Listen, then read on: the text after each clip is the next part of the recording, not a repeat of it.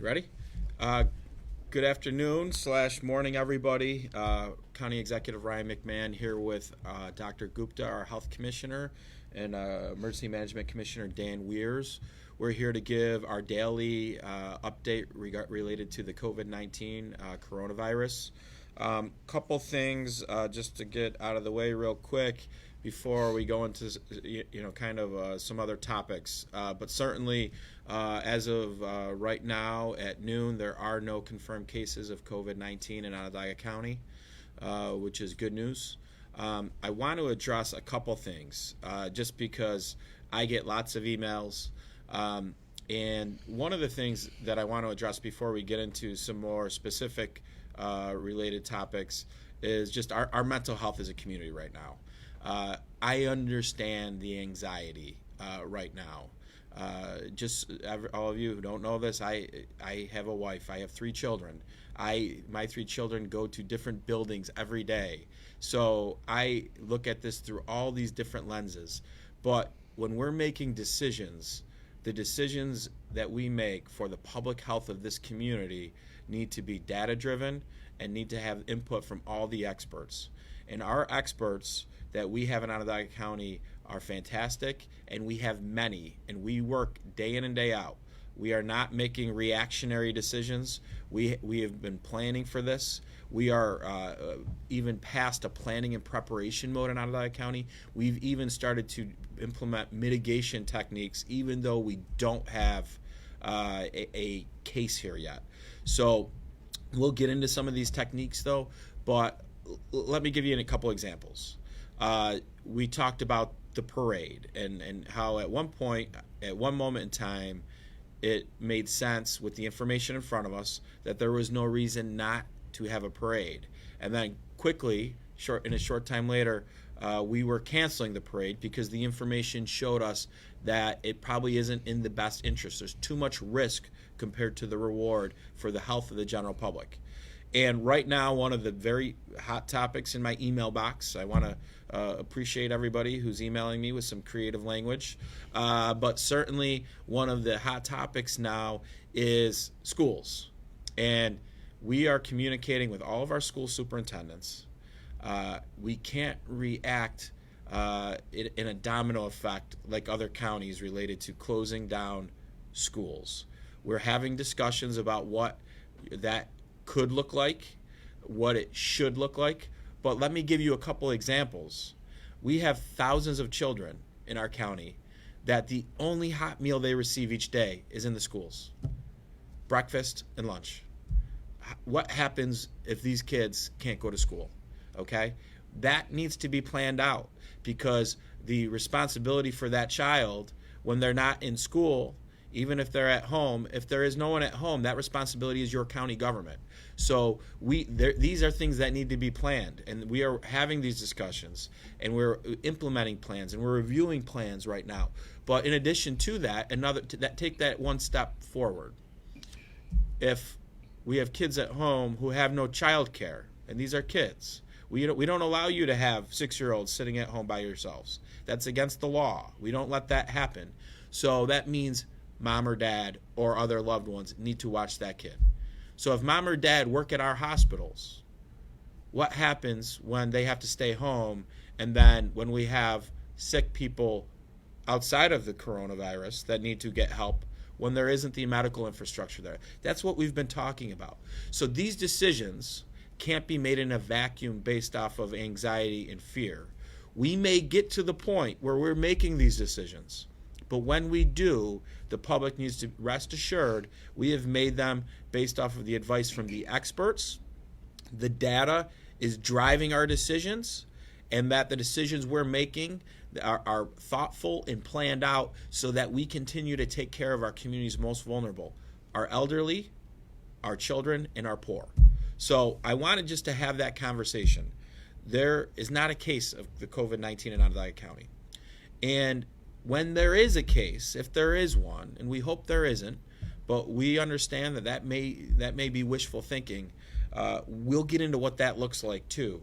And this is what that looks like, is if we get a confirmed case of COVID-19, Dr. Gupta and her team are going to start a rigorous investigation to find out where this case came from, to find out who this person has been in contact with, and then our team will put in quarantines. And certainly any individual who has COVID-19 is going to be in a mandatory quarantine. There may be folks who had direct contact that are not symptomatic that may be put in a mandatory quarantine.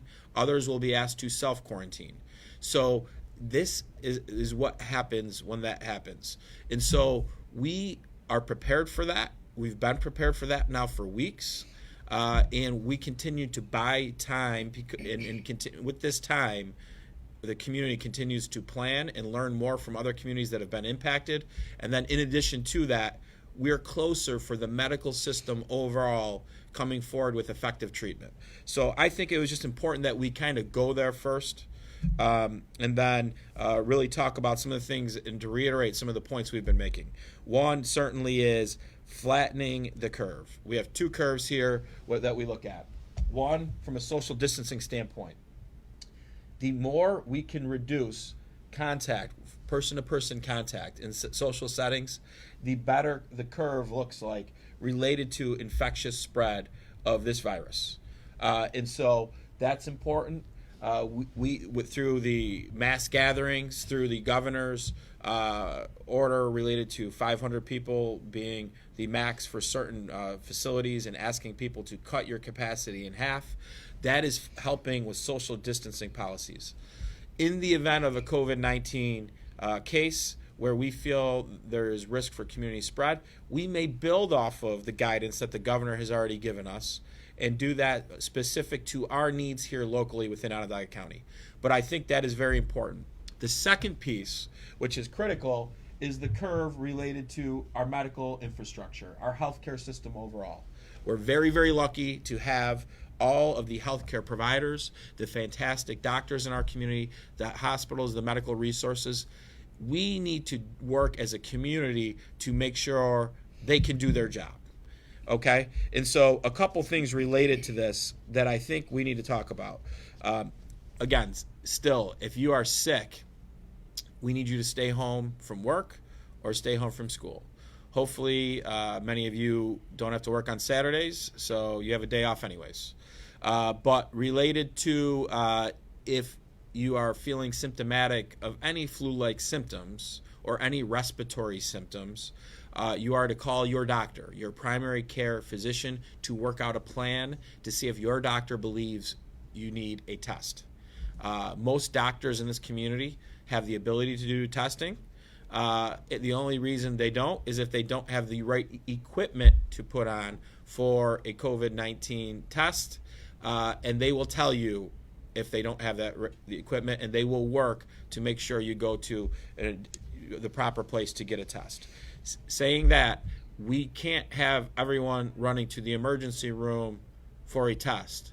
We need them to call ahead to talk to medical providers so that they can be screened if they really need a test.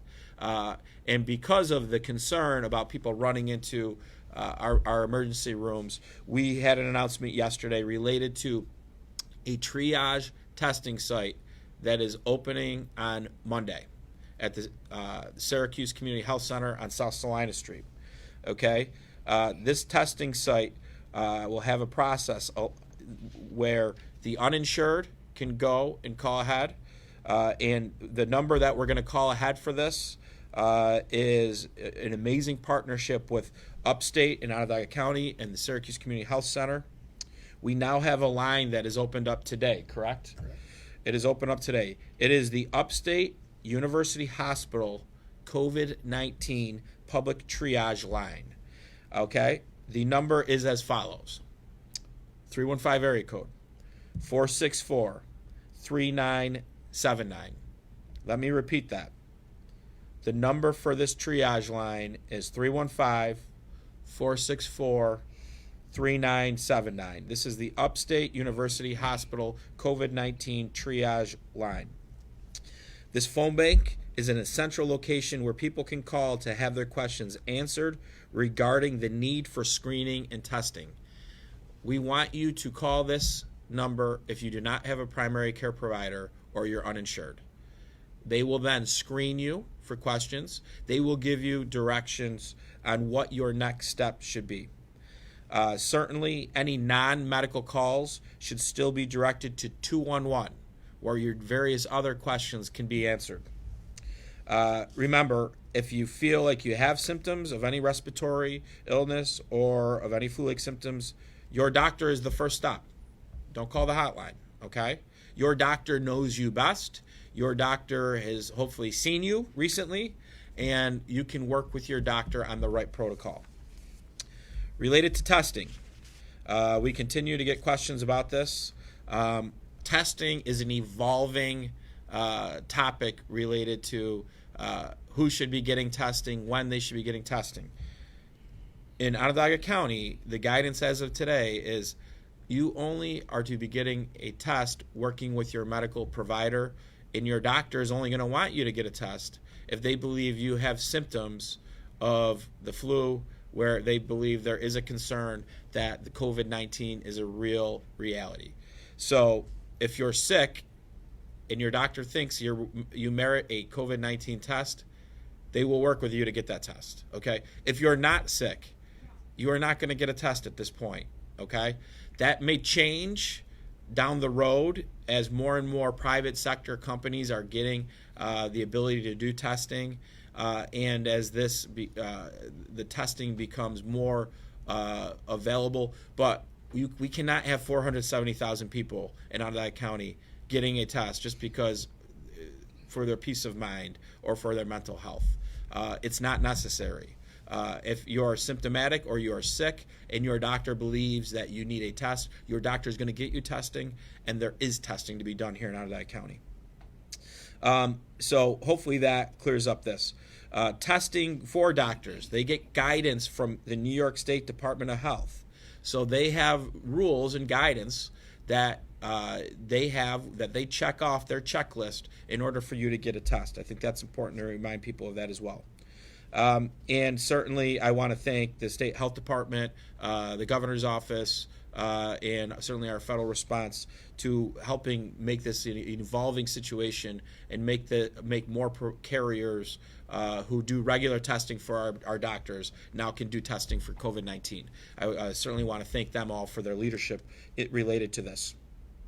How tests are administered. Remember, tests are administered through either a nasal swab or a throat swab, very similar to what you have for a strep throat test. That's how they're administered. That then goes and gets sent to a lab, and then from that lab, whether that is the Wadsworth lab that we have been utilizing via working with our health department, but doctors now have relationships with companies like Quest that do different testing for them. They now can do COVID-19. So there are multiple places where tests are actually going. So to summarize on testing, if your doctor believes that you need a test, and or a hospital believes you need a test, and or on Monday the triage site at the Syracuse Community Health Center believes you need a test, you will get one. There is testing here in Onondaga County. Okay? Looking at any other information, we already kind of talked about the decision-making process. Part of the challenge we have here is not just the public health situation with corona. It's the anxiety and the fear, again, related to all of our mental health related to this. I have driven by many grocery stores, many drugstores. I appreciate the fact that we're supporting our local economy right now like this. I want us to do that and spread that out. Let's bring a little humor to this. I've seen pictures recently of Wegmans online. Unless you have the stomach bug, we probably don't need to be buying 6 or 7 cases of toilet paper. Okay, let's save some toilet paper for our neighbors, or else we may have all sorts of other public health crises going on here, folks. Okay, so let's take this seriously. Let's plan for this. In the event that we have to quarantine individuals because of a COVID-19 case, we certainly want you to have a plan with your family to help you with materials and supplies. In the event you don't have family or you don't have that infrastructure, we are going to help you. Okay, the emergency management team, we're going to help you. You're not going to be stuck in your home for 2 weeks without us being there to help you. Okay, so let's take this all in stride. We don't need people coming out of Wegmans with 4 or 5 grocery carts when you have a family of 4. All right, let's be smart.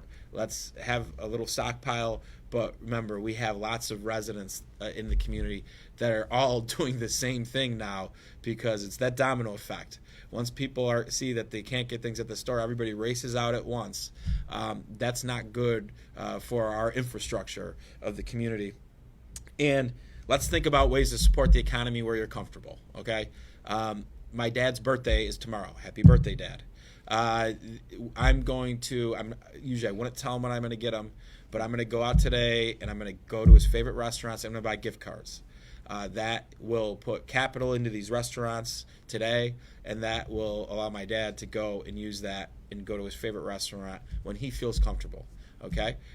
Their social distancing policies are in place at restaurants. You can be sitting at a table like this with your loved ones who you're with at home. You've been getting a good meal, but certainly where you're comfortable, please support our local restaurants and all of our businesses that you know are getting impacted right now by the different variables right now. Saying that, I want to introduce Dr. Gupta to see if Dr. Gupta has any other points she wants to hone in on, and then certainly we'll have Commissioner Weirs touching on a couple points. Okay, thank you, County Executive. So I just wanted to, first and foremost, wanted to take this opportunity to thank our healthcare partners who we are working tirelessly day in and out, essentially. And I know you are at the front line. I just wanted to make sure that wanted to thank all of them, from physicians, physician assistant, nurse practitioners, nurses, medical assistants, receptionists, the custodials, security, all of you at the front line. It is so crucial. Your role is so crucial in addressing this COVID-19 crisis, and we want to thank you because you are there. We as a public health department are working day in and out with you. We work with so many physicians, and I know you are getting inundated with the information from the State Department of Health, from the CDC. What we try to make it much easier in regarding whether it's a testing, whether how you want to screen in your offices. And I want to thank you to those primary care provider who has put those processes in place in your practices. And I would like you to, I would like to remind other physicians who are hesitant in doing it, please continue to adapt those policies. We have put a lot of information on our website. If you go to the www.ongov.net /health/, you will find a COVID-19 page. Click on it, and on top of it, it says testing. And we have pretty much summarized some of the information, and we'll continue to update that along with the CDC information and New York State Department of Health information. You can click on the active links, which takes you to the State Department of Health website, as well as the guidance, which gives you the criteria. This is important for the community members, as well as for the physician and their support staff. Information is very important, and we thank you for that, and we'll continue to communicate with you. As a commissioner, I send a provider alert to my colleagues throughout the years since I have been here. And this, a couple of days ago, I actually sent it again. Please make sure that you're receiving those provider alerts. If you are not receiving those, you can contact your health systems who you are affiliated with, as well as Onondaga County Medical Society, who can provide that resource to you as well. We really are in together, so teamwork is crucial. I also want to thank our community members who are really very actively engaging with us, listening to it, and doing social distancing at County Executive has really continued to reinforce that. Without you, we cannot do anything. So we really want your help in making sure that we can reduce the transmission of infection when it comes our way. So thank you for what you do. Make sure that you protect yourself by doing all the personal protective measures, hand washing, staying home when you're sick, calling your doctor on the phone before you go to the emergency room or to go to your offices. Listen to their advice. We can do that together. So thank you. Thanks, Dr. Gupta. And I'm going to let Commissioner Weirs speak next. Now, everybody needs to realize that emergency management, we have a team here at Emergency that they focus in on potential emergencies and how our community responds. And they do that each year. We don't know what the emergency is we're preparing for. We prepare for various things. Now we're plugging in the COVID-19 challenge into our systems that have been developed. So this isn't being done by scratch, and we're not putting the airplane together in the air. We do this, and we're ready for this. Now we're taking this challenge and putting it in our systems. This is an evolving challenge because we're getting evolving information. But Commissioner Weirs is here. He's going to brief us in on some things that and clarify some things just to make sure that we're hearing the right messaging related to process and procedures. Thank you. Good afternoon, everybody. As the county executive has talked about since this started, one of our key initiatives here is to make sure that we are protecting the medical infrastructure so that we can continue to provide the life safety measures to everybody in the community, regardless of whether or not they've been impacted by COVID-19 or some other event in their life. One thing that we haven't talked a lot about is our emergency medical technicians who are responding to these calls. Yesterday we did offer up that, if you are medically required to get a test and direct with that, if you can't drive yourself, we did encourage people to call 911 for that medical transport. But I think it's really important to stress that we really only want people to do that when it's absolutely medically necessary. We can't take these professionals off the streets and responding to other calls if you're not in absolute need to get that transport to a hospital. The other part is right now, ambulances cannot transport folks to the triage and testing site. So if you do call 911 in a medical emergency and need transport and believe it's due to COVID-19, they will be taking you to an emergency department and not to the triage site at this time. Okay, so hopefully that brings a little bit of clarity. Again, I want to go on Monday. We're going to have a triage testing site for you to go there. First, you are to call if you believe you're symptomatic. Let's not waste people's time if you're not symptomatic of respiratory challenges or feeling sick. First, you will call the Upstate University Hospital COVID-19 public triage line. Again, the number is 315-464-3979. You will talk to the person on the phone bank. They will do an interview. If they ask you to come in, you will then drive into the back parking lot where they will give you instructions. They will come out then and then do a test, I believe. And so you need to call that line and be interviewed first. Again, if you have a primary care doctor, you are to call your doctor and work through that process. This is all being done to support our medical infrastructure for every person in our community that gets sick. These are all things that we really need your help with. And in closing, again, tomorrow we're going to do this. We're going to do this at 1 o'clock tomorrow. We realize that folks go to church and that Sunday is a big family day. We still think it's important enough that we're here updating you. But in closing, your partners in this community right now are working together in ways they never have before. And I want to thank them all again. Dr. Gupta talked about our frontline medical community, our primary care providers who are really getting inundated with calls. And I just want to thank you personally for all of your efforts. I know you guys are working very, very hard. I want to thank our governmental partners, our towns and our villages, our school districts, Mayor Walsh, certainly from the state to all of our state partners, the governor, who are working so hard across the board in areas of the state that are really seeing challenging times. So I want to thank them. And I want to thank our federal partners. Right now, part of this, at the end of this, when we get through this together and we're stronger, there's going to be an economic cost. So I want to thank our federal partners for really taking up legislation that is needed to help us do what we're doing on the ground and help us provide financial relief. So Congressman Katko and certainly Senator Schumer and Senator Gillibrand, we want to thank them as well. So stay tuned for our next update. We'll get through this. We're going to get through this all together. And please live your life and do it in a responsible way. Thank you.